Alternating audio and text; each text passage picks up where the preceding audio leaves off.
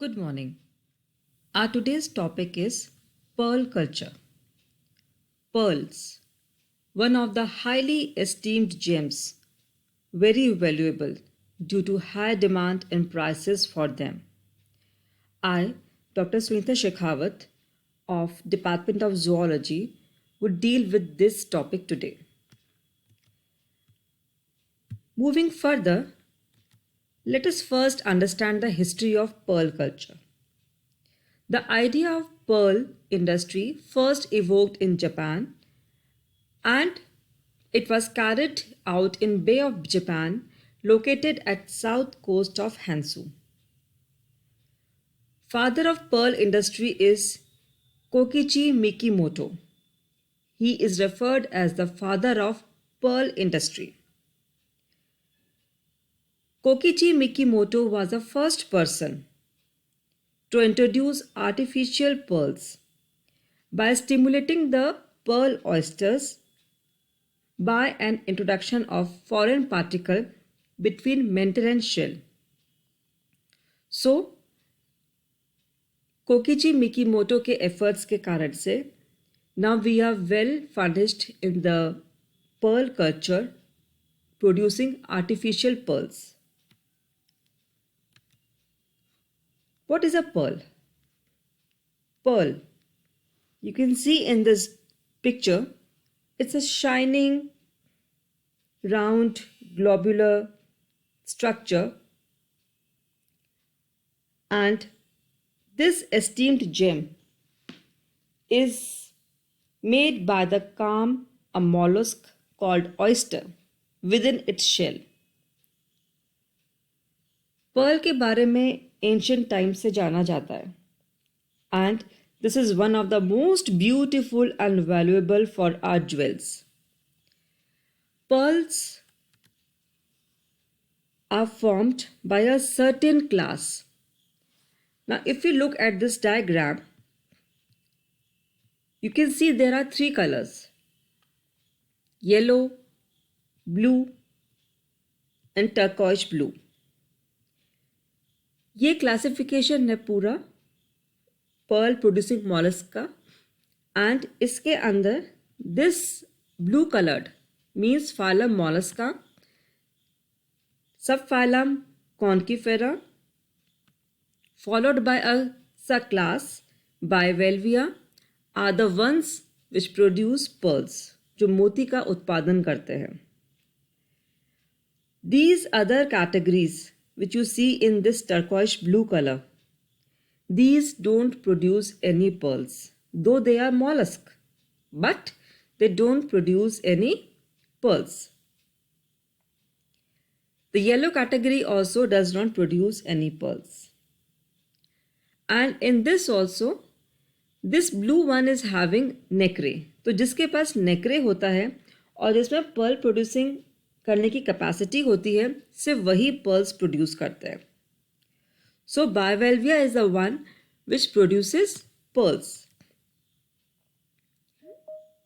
Now in this Bivalvia class mainly Pinactoda vulgaris, Pinactoda chemnitzi, Pinactoda margaritifera, Pinactoda anemoides are the main ones जो कि हमारे पानी में Indian waters के अंदर पाए जाते हैं and they produce beautiful James. इसके अलावा पर्ल्स कुछ और एनिमल्स भी प्रोड्यूस करते हैं जैसे कि माइटिलस, हेलोटिस. These are the pictures of some of the pearl producing pinactodes.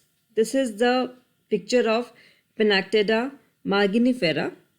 You can see this is a beautiful bivalve shell and between this shell the pearl is produced.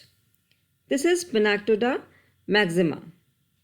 This is the shell outermost layer and this is from the inner side the periostracum layer. Moving further, then comes two words, natural pearl, cultured pearl. अब इन दोनों तरह के Perl में क्या difference है? Natural pearls तब बनते हैं जब एक्सीडेंटली कोई माइक्रोस्कोपिक ऑर्गेनिज्म या कोई इंट्रूडर बायवेल मॉलस्क के अंदर चला जाता है, और जैसे ही वो जाता है वैसे ही उसके चारों तरफ नैक्री की लेयर सिक्रीट होनी शुरू हो जाती है. So natural pearls are found by accident, जबकि कल्चर्ड पर्ल्स के अंदर हम जानकर आर्टिफिशियली नोइंगली इंट्रोड्यूस करते हैं किसी इंट्रूडर को. अब वो intruder it may be in the form of A graft जो कि उसकी मेंटल में या उसके गोनाड के अंदर हम इंट्रोड्यूस करते हैं.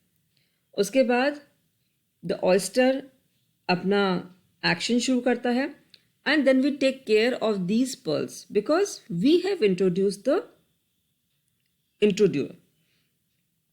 सो द कल्चर्ड पर्ल्स करीबन आज के मार्केट का 100% पार्ट बनाते हैं, और सिर्फ 1/100 पार्ट ही नेचुरल पर्ल्स ऑक्यूपाई करते हैं. Now next comes, how will you differentiate between a natural pearl and a cultured pearl? So this can be done by a X-ray examination of the pearl. Pearl बना किसका होता है? What is the composition of a pearl? Chemically जो pearl है उसमें 82 to 86% calcium carbonate होता है, 10 to 14% कॉन्कोलिन होता है, and round bye 2 to 4% water होता है. पर्ल का रिफ्रैक्टिव इंडेक्स 1.530 से लेकर 1.685 में वेरी करता है. पर्ल की हार्डनेस को हम मॉक्स के स्केल पे मेजर करते हैं, which is approximately between 3.5 to 4, and its specific gravity is 2.65 to 2.85. Colour of the pearl की बात करें, it is found in many colours. वैसे पर्ल वाइट कलर्ड होता है, शाइनी वाइट कलर होता है, but it can also be in black, grey, yellow, orange, red, green, blue. So it can be in other colours also. This is a very good picture and just have a look. ये जिससे पकड़ रखा है बाहर, this is the shell of the bivalve. ये shell है. ये जो आपको शाइनी पार्ट दिख रहा है, ये इस शेल का अंदर वाला पार्ट है, and this is the mantle. And you can see a number of pearls have been formed inside a bivalve. आप देखिए, ये चूंकि कल्चर किया गया था, और कल्चर करने के अंदर हमने इतने सारे ग्राफ्ट्स लगाए थे, so the animal has responded to it and it has formed multiple layers around that graft जो कि न्यूक्लियस की तरह काम करता है, and it is formed number of shiny round globular pearls. So this is how a pearl is formed inside a bivalve. Now we come to pearl formation. अब तक आप ये समझ चुके हैं कि pearl bivalves के अंदर बनते हैं. पर्ल्स बनना बेसिकली मॉलस्क का एक डिफेंस मैकेनिज्म है. जिस तरह से हमारी बॉडी के अंदर अगर कोई फॉरेन पार्टिकल या एंटीजन आता है, then our immunity system responds to it by producing more of WBCs. In the same manner, जैसे ही कोई फॉरेन पार्टिकल मॉलस्क की बॉडी के अंदर आता है, it starts secreting a deposition of calcium carbonate in the form of mineral aragonite around that organic compound, around that nucleus, या वो जो इंट्रूडर उसके अंदर आया है. सो एक पर्ल सैक बन जाता है जो कि उस इंट्रूडर के चारों तरफ बन जाता है, और एरागोनाइट और कॉन्कोलिन के कॉम्बिनेशन को हम नेक्री बोलते हैं, and this is known as the mother of the pearl. So nacre is the mother of the pearl. अगर ये प्रोसेस naturally हो रही है, then a natural pearl is formed, and if we have introduced this process, then an artificial pearl is formed. So When a small particle or organisms enters the shell during respiration or feeding, तो उस mollusc की body उस irritant के खिलाफ अपनी layers को secrete करती है. Now this is the structure and where the pearl is formed. This is the outermost layer and it is the shell. This shell is comprising of outermost layer periostracum. Periostracum shell की outermost layer है जो कि horny conchoidin से बनी होती है और इसके अंदर की तरफ एक चमकीली लेयर होती है जिसको कि हम प्रिज्मेटिक लेयर कहते हैं. आपने मिट्टी के अंदर, बजरी के अंदर शंख इकट्ठे किए होंगे, बाइवेल्व्स इकट्ठे किए होंगे, तो आपने देखा होगा कि बाहर की तरफ रफ सरफेस होती है, that is the outer layer and the periostracum layer. लेकिन वो अंदर की तरफ से शाइनी होता है. It shines just like a prism and that layer is known as prismatic layer and it is formed by the deposition of calcite which is separated by a thin layer of conchiolin. Okay, and after that we have a nacreous layer. Now this is the nacreous layer which is known as the mother of the pearl.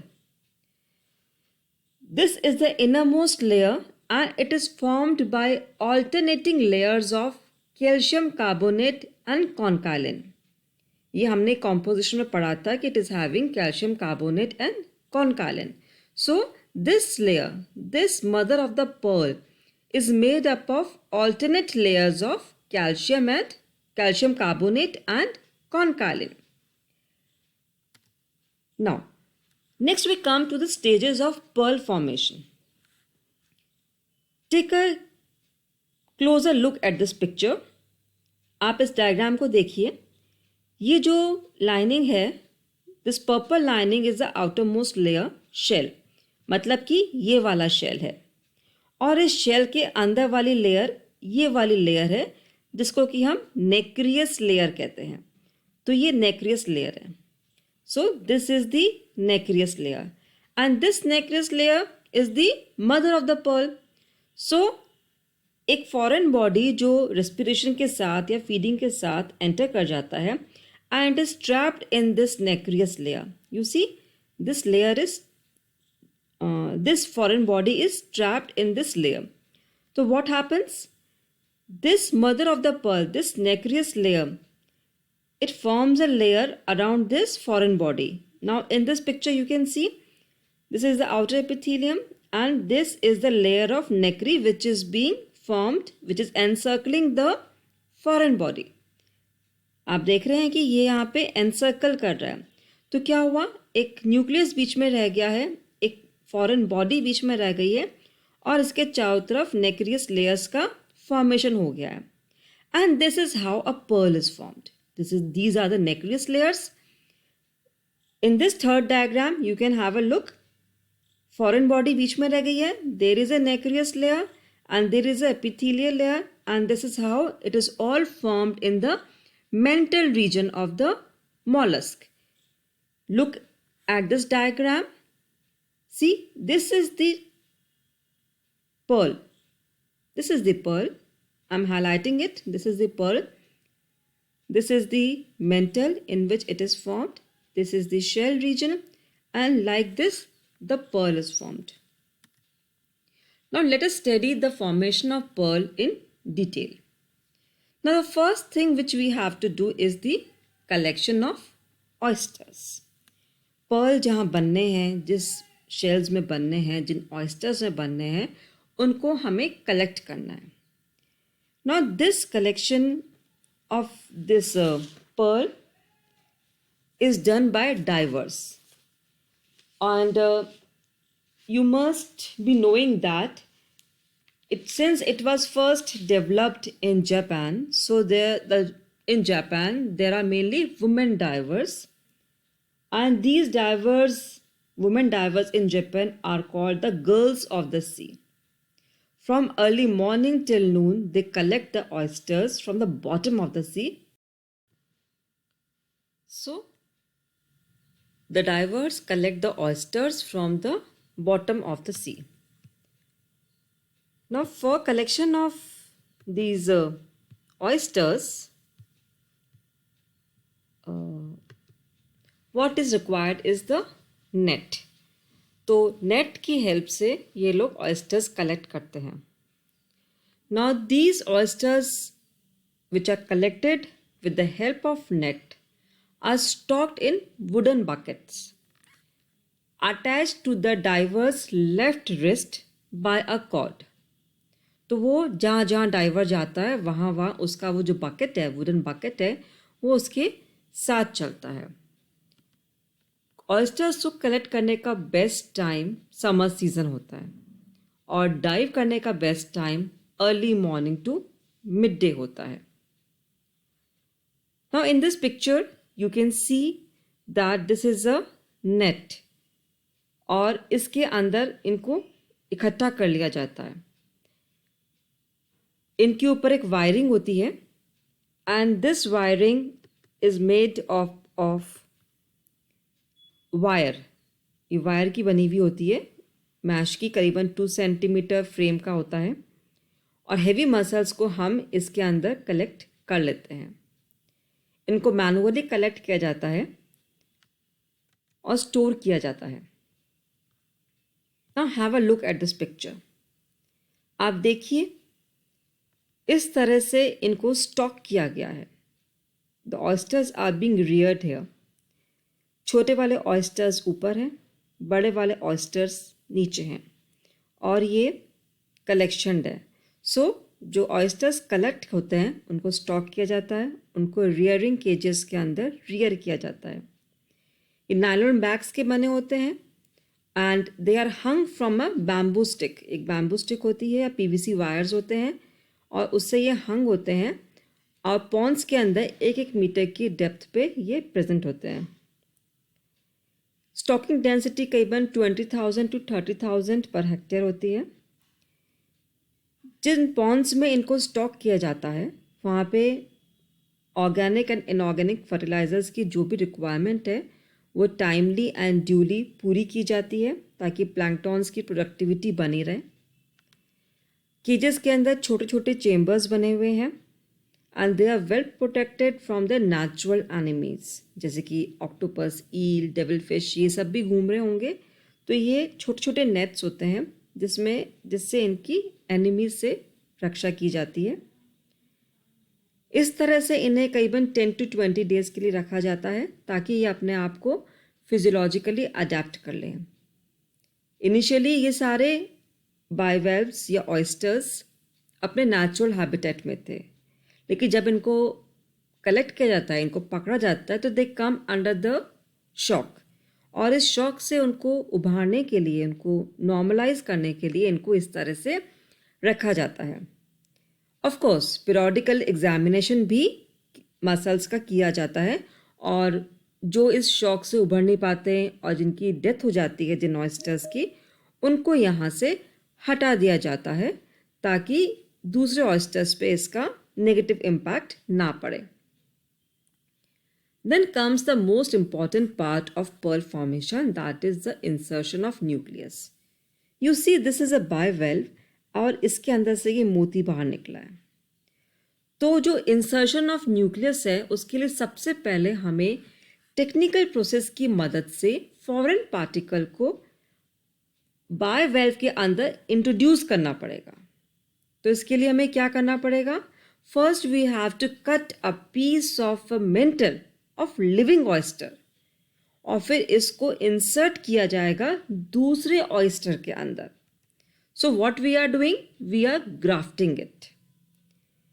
तो हम पहले oysters choose कर लेते हैं जो healthy और strong oysters दिखते हैं, जो शॉक को ओवरकम कर लेते हैं, हम उनको चूज करते हैं. ग्राफ्टिंग करने से पहले, न्यूक्लियस को इंसर्ट करने से पहले ऑयस्टर्स को सफोकेशन के अंदर रखा जाता है, स्ट्रेस में रखा जाता है. और स्ट्रेस में रखने का कारण ये होता है जब वो स्ट्रेस में होंगे तो वो अपने जो शेल वॉल्व्स हैं, उसको वो खोलते हैं. They start to open it.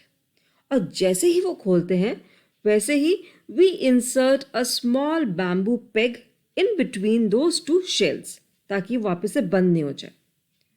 So once they come in stress, we insert a bamboo stick so that it does not close again.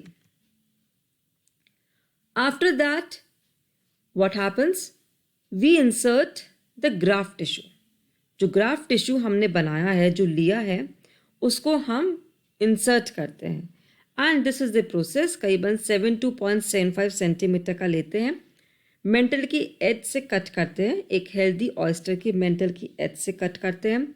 फिर उसको हम थोड़ा क्लीन करते हैं उस ग्राफ्ट को, और उसके बाद हम गिल टिश्यू को रिमूव करते हैं, ट्रिमिंग करते हैं, और फिर उस छोटे से जो न्यूक्लियस हमने बनाया है, जो हमने मेंटल का पीस लिया है, उसको हम इंसर्ट कर देते हैं.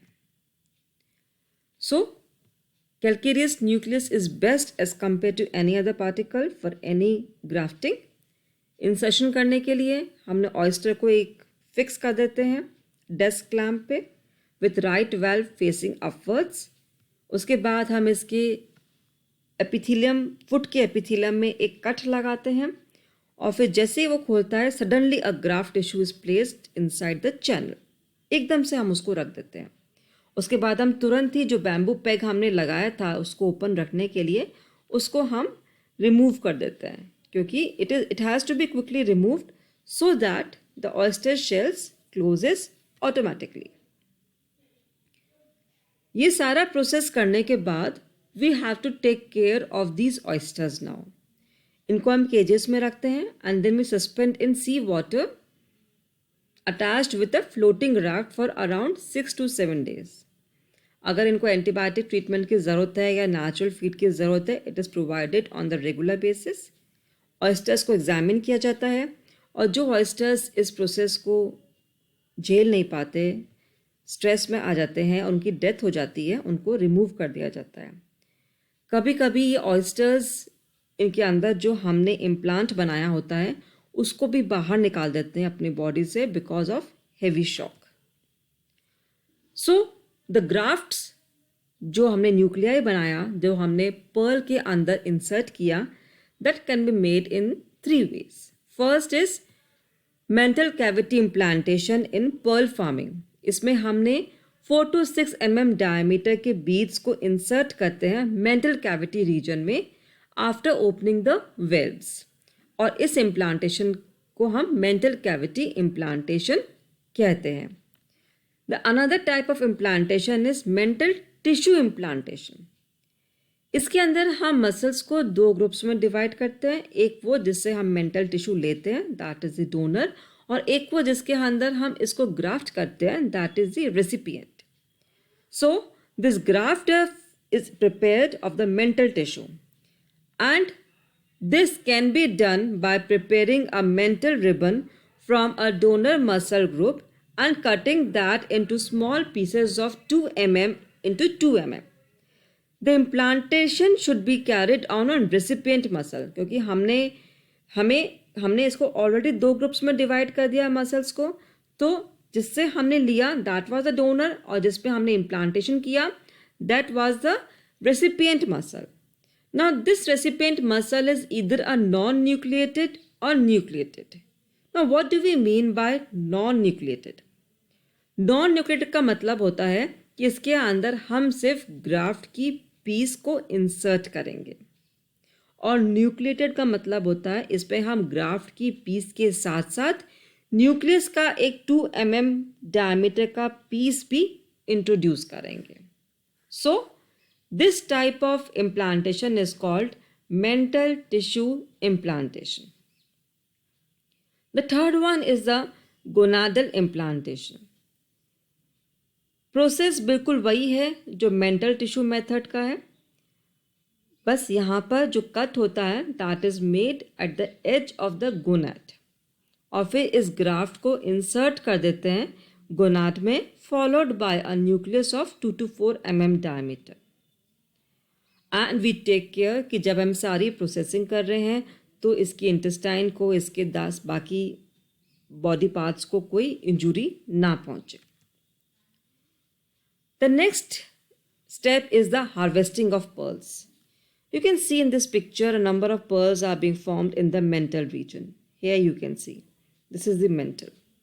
So harvesting generally December to February के बीच में किया जाता है and of course climatic conditions भी देखी जाती हैं. हम इंसर्शन ऑफ न्यूक्लियस के 3 साल बाद करीबन हार्वेस्टिंग करते हैं and at that time these oysters are taken out from the sea and the pearls are taken out from the shell. You can see how beautifully a pearl is being formed in this picture, in this mantle, in this animal. Now after the culture period is over, जो individual pearls हैं उनको हम बाहर निकाल लेते हैं, animal से बाहर निकाल लेते हैं. ऑफ कोर्स जब हम उनको बाहर निकालेंगे तो इसमें उस ऑयस्टर की डेथ हो ही जाती है. It is sacrificed for this purpose. और उसको निकालने के बाद उसको प्रॉपरली वॉश किया जाता है, क्लीन किया जाता है. लेकिन ध्यान रखा जाता है कि पर्ल्स पे कोई स्क्रैचिंग या रबिंग ना हो. So this was the whole process of pearl culture which is now a commercial one. So what are the benefits of this pearl culture? क्या ज़रूरत है हमें ये करने की? So first of all, pearl farming eco-friendly है. And जो oysters होते हैं, it is actually purifying the water also because they act as filter feeders. एक single oyster करीबन 15 gallons of water per day clean कर देता है. और इसके अंदर करीबन 2 माइक्रॉन्स से भी छोटे पार्टिकल्स ये रिटेन कर सकता है. Oyster farms also help in removing harmful pollutants from the water. Pearl farming के बाद जो हमारा एंड प्रोडक्ट बनता है, दैट इज द पर्ल मोती. That is the base of our business, the attractive business with huge profit margins. Shape, size और quality के ऊपर इसकी प्राइसिंग डिपेंड करती है पर्ल्स की. Pearls are light in weight and imperishable products. And of course pearl farming invites and promotes tourism also. So it helps to earn revenue for any country, that is the foreign exchange earnings. But there are certain diseases also which the oysters face. And these diseases results in the stress of oysters or which can lead to their death also. अब ये जो stress है, it is basically because of few reasons. One is the pollution by boats, chemicals from factories. जो पानी में pollutants आ रहे हैं वो oysters के लिए stress create करते हैं. ऑल्सो जब हम ऑयस्टर शेल्स के साथ जेंटली हैंडल नहीं करते हैं, then also they come in stress. They can be expose to heat and cold. Grafting के बाद द ग्राफ्टिंग प्रोसेस है वो बहुत स्ट्रेसफुल प्रोसेस है क्योंकि हम उसको स्टारवेशन में भी रखते हैं, स्ट्रेस में भी रखते हैं. अगर डेड ऑर्गेनिजम्स को इनके साथ रख दिया जाए लाइव वंस के साथ, then also a stress is created. Transportation में स्ट्रेस होता है. Overcrowding is not good for oysters. And of course enough food and oxygen is also very important aspect. So we have discussed different types of pearls and the full process, how a pearl is formed, what are the benefits of pearl culture, and what all precautions should be taken during pearl farming. I hope the topic is very clear to you. So, last thing is that problems of pearl industry. You have to protect the bivalves, the mussels from eel, octopus, sudden cold water, low salinity of water, water turbidity is to be maintained, and of course, there should not be a high range of temperature fluctuation. If any of these problems are there, the pearls are not formed of very good quality.